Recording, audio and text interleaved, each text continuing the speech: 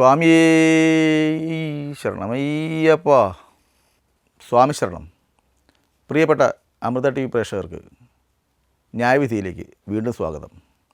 ഞാൻ നിങ്ങളുടെ advocate Rajesh V R, Amrita ടെലിവിഷൻ്റെ ഹൈക്കോടതിയിലെ നിയമകാര്യ ലേഖകൻ.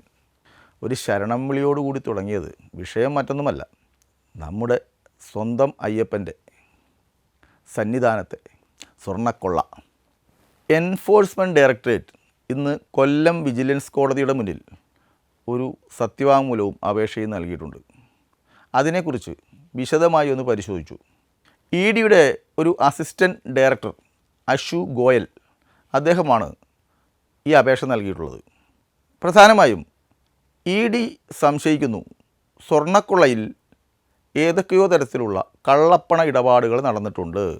അതുകൊണ്ട് തന്നെ ഇ ഡിക്ക് ആ രേഖകൾ പരിശോധിച്ച് കള്ളപ്പണ ഇടപാടുകൾ കണ്ടെത്തി ഈ കള്ളപ്പണ ഇടപാടുകൾ നടന്നിട്ടുണ്ടെങ്കിൽ അവരുടെ സ്വത്തുക്കൾ കണ്ടുകെട്ടി നിയമ നടപടികൾ സ്വീകരിക്കണം. അയ്യപ്പൻ്റെ ദ്വാരപാലക ശില്പത്തിലെയും വാതിൽപ്പാളികളിലെയും സ്വർണം ചെമ്പാക്കി മാറ്റിയ വൈദഗ്ധ്യമുള്ള ആളുകളുടെ സ്വത്ത് വിവരങ്ങൾ അന്വേഷിക്കുവാനാണ് ഇ ഡി ശ്രമിക്കുന്നത്. നിലവിൽ പ്രത്യേക അന്വേഷണ സംഘം ഹൈക്കോടതിയുടെ മേൽനോട്ടത്തിൽ ശക്തവും കൃത്യവും നിഷ്പക്ഷവുമായ അന്വേഷണവുമായി മുന്നോട്ട് പോകുമ്പോൾ ഇ ഡിക്കും ചില കാര്യങ്ങൾ ഇതിൽ ചെയ്യാനുണ്ട്. ഇതാണ് ഇ ഡി ഹൈക്കോടതിയെ സമീപിച്ച് ഉത്തരവ് വാങ്ങി മജിസ്ട്രേറ്റ് കോടതിയെയും അല്ലെങ്കിൽ വിജിലൻസ് കോടതിയെയും ഒക്കെ ഇ ഡിക്ക് സമീപിച്ചാൽ സർക്കാരിൻ്റെയും കൂടി കേട്ടിട്ട് സർക്കാരിൻ്റെ ഭാഗവും കൂടി കേട്ട ശേഷം കോടതിക്ക് തീരുമാനിക്കാം എന്ന് ഹൈക്കോടതി നിർദ്ദേശം നൽകിയിട്ടുള്ളത്. അതിൻ്റെ അടിസ്ഥാനത്തിലാണ് ആ ഉത്തരവിൻ്റെ പകർപ്പ് സഹിതമാണ് ഇ ഡി ഇപ്പോൾ വിജിലൻസ് കോടതിയെ സമീപിച്ചിട്ടുള്ളത്. പ്രധാനപ്പെട്ട ഒരു കാര്യം, ഇ ഡി ഈ അഫിഡവിറ്റിൽ അല്ലെങ്കിൽ ഈ സത്യവാങ്മൂലത്തിൽ ഒരു കാര്യം പറഞ്ഞിട്ടുണ്ട്. അതൊന്ന് ഞാൻ വായിക്കാം. A mahazar dated 18/5/2019 signed by Shri Rajeev Kandararu Thantri, V N Vasudevan Namboothiri Melshanthi, S Jayakumar watcher, P J Rajeesh guard, Sulin Kumar K A E Sabarimala, B Murari Babu A O Sabarimala, R Sankaranarayanan H A Sabarimala, V M Kumar smith, C R Bijumon L D C T C O and D Jayakumar A E O Sabarimala was prepared. This mahazar records these door frames as copper plates and not gold clad plates. സംഭവത്രേ ഉള്ളൂ, 2019 ഈ പറഞ്ഞ ആളുകൾ ഒപ്പിട്ട ഒരു മഹസറുണ്ട്. ഈ മഹസറിൽ ഇത് copper plate എന്നാണ് എഴുതിയിട്ടുള്ളത്. തുടർന്ന് സ്മാർട്ട് ക്രിയേഷൻ ഇതിൽ ഗോൾഡ് പൂശിയ കാര്യവും സ്വർണം പൂശിയ കാര്യവും ഗോവർദ്ധൻ എന്ന് പറഞ്ഞ ഒരു സ്പോൺസർ വന്ന കാര്യവും ഉണ്ണികൃഷ്ണൻ പോറ്റി ഇതൊക്കെ കൊണ്ടുപോയി ചെയ്ത കാര്യവും ഇതെല്ലാം വിശദീകരിച്ചിട്ടുണ്ട്. ഇതിലേറ്റവും രസകരമായൊരു കാര്യം, ഈ സത്യവാങ്മൂലത്തിൻ്റെ അവസാനം ഒരു ഉറപ്പ് നൽകുന്നുണ്ട് സത്യവാങ്മൂലം നൽകിയ ഇ ഡിയുടെ അസിസ്റ്റൻറ്റ് ഡയറക്ടർ.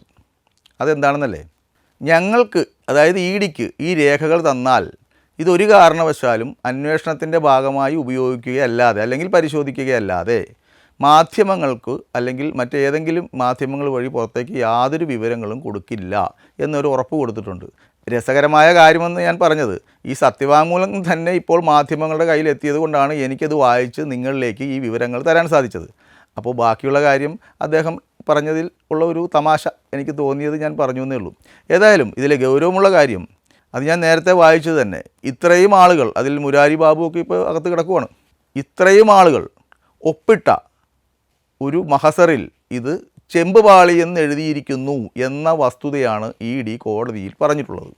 അതിൻ്റെ ശരിയും തെറ്റും കാര്യങ്ങളുമൊക്കെ ഇനി പ്രത്യേക അന്വേഷണ സംഘം അന്വേഷിച്ച് കണ്ടുപിടിച്ച് ഇതെവിടെ പോയി, ആരൊപ്പിട്ടു, എങ്ങനെ ഒപ്പിട്ടു എന്നൊക്കെ അവർ കണ്ടുപിടിക്കട്ടെ. അതിന് ഹൈക്കോടതി കൃത്യമായ നിർദ്ദേശങ്ങൾ നൽകുന്നുണ്ടല്ലോ. ഏതായാലും കോടതി 2 പേരുടെ മുൻകൂർ ജാമ്യാപേക്ഷ തള്ളിയിട്ടുണ്ട്. അതിൽ വളരെ വ്യക്തമായി നിർദ്ദേശിച്ചിട്ടുണ്ട്, ആരാണെങ്കിലും എത്ര ഉന്നതരാണെങ്കിലും അന്വേഷിച്ച് പുറത്തു കൊണ്ടുവരണം. അതിൽ മുഖം നോക്കാത്ത നടപടിയാണ് ഹൈക്കോടതിക്ക് ആവശ്യം. എത്ര വൻ തോക്കുകളാണെങ്കിലും അവർ നിയമത്തിൻ്റെ മുന്നിൽ വരണം എന്നാണ് കോടതി പ്രത്യേക അന്വേഷണ സംഘത്തിന് കൃത്യമായ നിർദ്ദേശം നൽകിയിട്ടുള്ളത്. അത് ഈ മുൻകൂർ ജാമ്യാപേക്ഷ തള്ളിയതിലൂടെ ഉത്തരവിലൂടെ തന്നെ പുറത്തു വരികയും ചെയ്തു. അതുകൊണ്ട് തന്നെ ഈ സ്വർണ്ണക്കൊള്ള നടത്തിയ അവർ ആരൊക്കെയാണെങ്കിലും നിയമത്തിൻ്റെ മുന്നിലെത്തിയേ പറ്റൂ.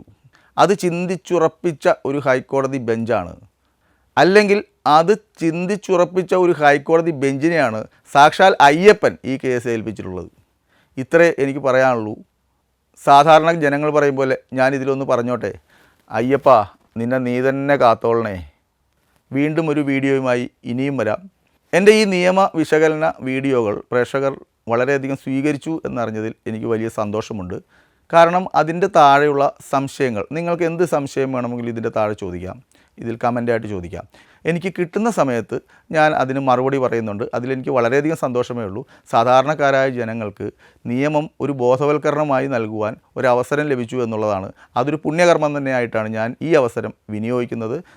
നിങ്ങൾക്ക് തോന്നുന്ന എന്ത് സംശയവും, ഇപ്പോൾ 1-2 വീഡിയോയുടെ താഴെ ഒരുപാട് സംശയങ്ങൾ, സ്വാഭാവികമായിട്ടുള്ള സംശയങ്ങൾ ചോദിച്ചു. ഞാൻ അതിനൊക്കെ മറുപടിയും കൊടുത്തിട്ടുണ്ട്. ആ മറുപടി നിങ്ങൾക്ക് തൃപ്തികരമാണ് എന്ന് അറിയുന്നതിൽ എനിക്ക് സന്തോഷവുമുണ്ട്. ഏതായാലും ഇത്തരം നിയമ ബോധവൽക്കരണവുമായി ഞാൻ വീണ്ടും ചില വീഡിയോകളുമായി നിങ്ങളുടെ മുന്നിൽ വരും. എൻ്റെ വീഡിയോകൾ പൊതുജനത്തിന് ഇത്രയും ഉപകാരപ്പെട്ടു എന്നറിഞ്ഞതിൽ എനിക്ക് സന്തോഷമുണ്ട്. വീണ്ടും ഒരു പുതിയ നിയമ വിശകലനവുമായി നമുക്ക് കാണാം. അതുവരെ വണക്കം.